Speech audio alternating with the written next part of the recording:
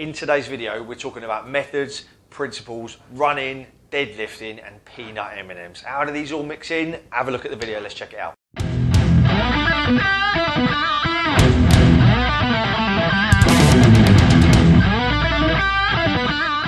Hello guys, welcome back to another video with the Frontline Fitness department. Hope you're staying well, safe and looking after each other. You know the drill by now. As part of Hampshire Constabulary's week of action, running 15th to the 22nd of March, we over at Frontline Fitness are doing a series of videos to try and help you guys stay fit, healthy and be as well as you can be. Today we're talking about methods versus principles and how they apply to diets and exercise. We're going to start off talking a little bit about diets. There are so many diets on the market, it is almost unfathomable. We don't have time to mention those here, but to suggest a couple and a few, not picking names at anyone: paleo, keto, slimming world, slim fast, Cambridge, one-to-one, cauliflower soup, cold diet, baby food. The list is almost blooming endless. There's loads of them there. Okay, we're not going to pick a hole at anyone. We're not saying which one is best and which one is worst. Ultimately, it comes down to whichever one you adhere to. Now, which one is best for long term?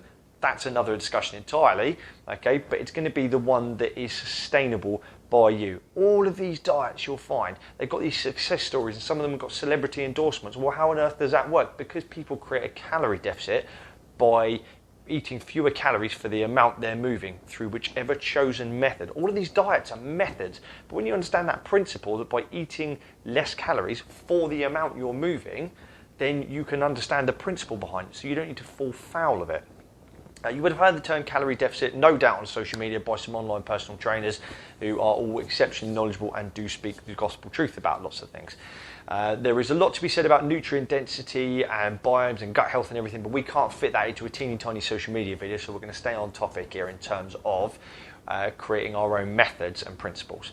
So the principle being, if you are consuming too many calories, you will gain weight. If you're consuming just the right amount of calories for the amount you move, you'll maintain weight. If you're consuming fewer calories for the amount you move, yes, you guessed it, you're going to lose weight. Okay, we're all on the same page here. Whichever method you choose is entirely up to you. Whether you choose to do it through eating less carbs, for example, that could be through keto, whether you choose to do it through going paleo, whether you choose to do it by enacting a point system and using Slimming World or something like Slim Fast and having meal replacement shakes, or consuming some of your calories through liquid drinks and things like that. That's entirely up to you if you want. What I would ask though is this something you think you can sustain and maintain for the rest of your life?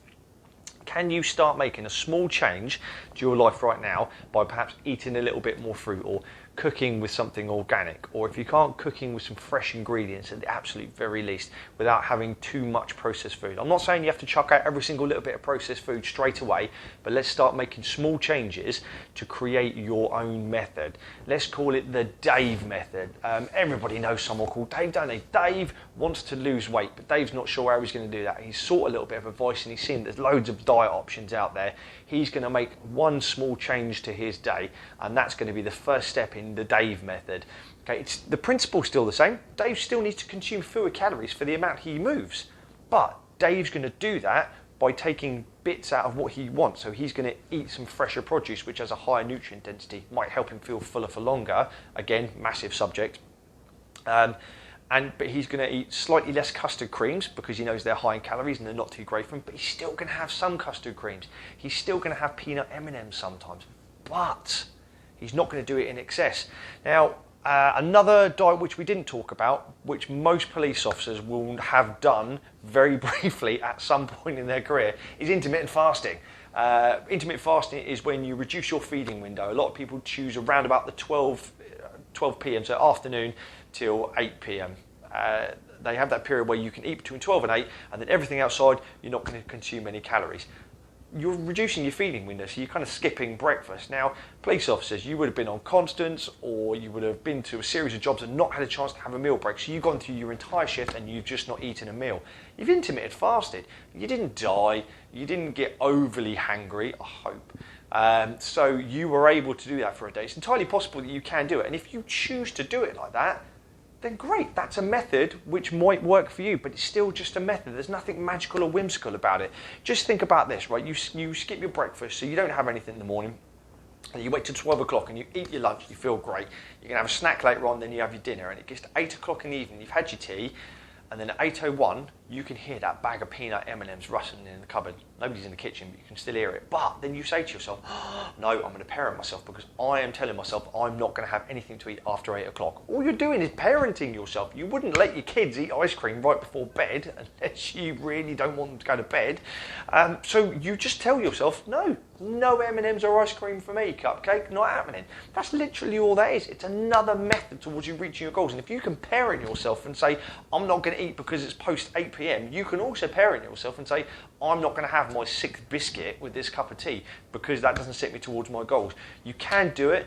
Understand the principle and just recognise that everything else is just a method. If you want to discuss it more with us, get any other tips, you can find plenty of stuff online. You can give us a shout at Frontline Fitness, but you can also speak to our Wellbeing and Occupational Health Department, who are absolute legends and know an awful lot about this sort of stuff as well. So let's turn it over to exercise for a minute. Methods versus principles. What's the best way to get fit? What's the best workout program? I get this question several times every week. Well, the answer to that is, what are you trying to achieve? If you're trying to achieve weight loss, it comes down to your diet, your nutrition, and you consuming fewer calories for the amount you move. But I would advocate you getting some form of exercise in, because you want cardiovascular health for your heart, clues in the name. You want to be fit and healthy, but I would also suggest some resistance training. Whether you're a frontline police officer, whether you're a member of staff, whether you're Joe Public, anybody, resistance training, absolutely brilliant. Doesn't have to be going into the gym and deadlifting a 1 rep max every other day. Doesn't have to be like that. Resistance training can be any form of resistance. So you could use your own body weight quite happily. There are tons of videos we put onto the social media channels about resistance training and how to make it hard enough so that you can only squeeze out maybe 1 to 5 repetitions, or 6 to 12 repetitions, or even up to 15 repetitions of a certain movement, as opposed to doing endless push-ups. If you want to make it harder to elicit strength-based goals, you can totally do that. And if you're not sure, give us a shout, we'll explain it to you. But what are you trying to achieve? If you're trying to get really strong in the deadlift or the back squat, doing 10-kilometre runs, whilst really good for your cardiovascular health, isn't really going to do much for you in that. So you might want to look at what you want to do for your cardio to upkeep your heart health, but your focus is going to be on lifting.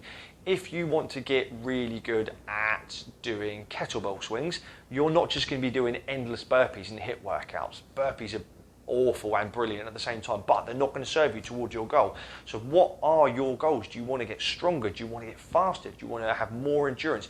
Do you want to get ready for a level 2 public order course? So you need to start looking at what skills you need to be able to do around that.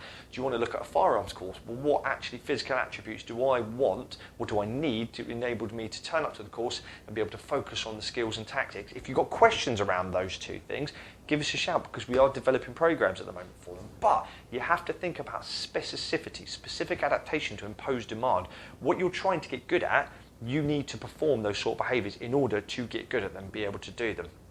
So largely, there is no magic formula for which exercise is best. And if you hear someone say this particular exercise is the best thing for fat loss, it's probably not true, because you can still lose weight by lifting weights. You could go into a gym, not at the moment granted, but you can go and lift some dumbbells or a barbell or a kettlebell, or do your own body weight exercises and keep them in a low rep range for hypertrophy, so building muscle, and lose weight off the back of it. It again comes down to nutrition. And if you want to get bigger and stronger, it comes down to nutrition as well. So you need to be eating sufficient calories in order to be able to fuel the gains that you're going to see from lifting weights.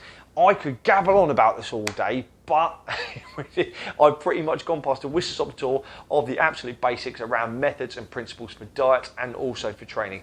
Guys, if you get any questions, please do give us a shout over at Frontline Fitness. Have a look on the social media channels.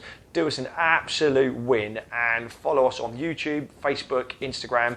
Please share this post to other people. Let's share the love out there. Let's let as many people as possible know it's here, and there is a resource here to help you. That is entirely what I do, and I want to be able to help each and every one of you live well and be the best you can be, and then leave your careers after 2 to 3 decades being in the best shape you possibly can. Have an absolutely amazing day. Stay safe and look after each other.